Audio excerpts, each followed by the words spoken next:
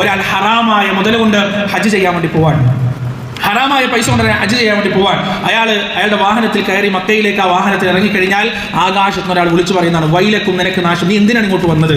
നിനക്കൊരു സന്തോഷ വാർത്തയില്ല, നീ ഇങ്ങനെ ലബ്ബൈക്കതിൽ ഇവിടുന്ന് കഴിയുന്നതൊക്കെ ചെയ്തിട്ട് തിരിച്ചു പോയിക്കോ, നിന്റെ പാപങ്ങൾ കാരണമുള്ള ദുഃഖവാർത്ത മാത്രമാണ് നിനക്കുള്ളത്, അതുകൊണ്ട് നിന്റെ ഹജ്ജ് സ്വീകരിക്കപ്പെടുന്നതല്ല എന്ന് കൃത്യമായി അയാൾ പറയുന്നതാണ്. എന്നാൽ ഒരാൾ ഹലാലായ പണം കൊണ്ട് മക്കയിലേക്ക് ഹജ്ജിന് വേണ്ടി വന്നു കഴിഞ്ഞാൽ ആകാശത്ത് നിന്ന് അയാളോട് വിളിച്ചു പറയപ്പെടുന്നതാണ്, അബ്ശിറൂ, നീ സന്തോഷിക്കുക, അബ്ശിർ, നീ സന്തോഷിക്കുക, നിനക്ക് സന്തോഷ വാർത്തയുണ്ട്, നിന്റെ കർമ്മങ്ങൾ സ്വീകരിക്കപ്പെടുന്നതാണ്, നീ വന്നിരിക്കുന്നത് ഹലാലായ പണവുമായിട്ടാണ്. അതുകൊണ്ട് പ്രിയപ്പെട്ടവരെ, ഹലാലായ പൈസ ഉണ്ടെങ്കിൽ മാത്രം ഹജ്ജ് ചെയ്താൽ മതി. ഇത് ഹലാലാണോ ഹറാമാണോ എന്ന് സംശയമുള്ള പണം ഉണ്ടെങ്കിൽ അതങ്ങോട്ട് മാറ്റി വെക്കുക. ഹജ്ജിന് പോകുമ്പോൾ ഹലാലായ പൈസ ഉപയോഗിച്ച് മാത്രം പോവുക, എങ്കിൽ മാത്രമേ ആ ഹജ്ജ് കൊണ്ട് കാര്യമുള്ളൂ.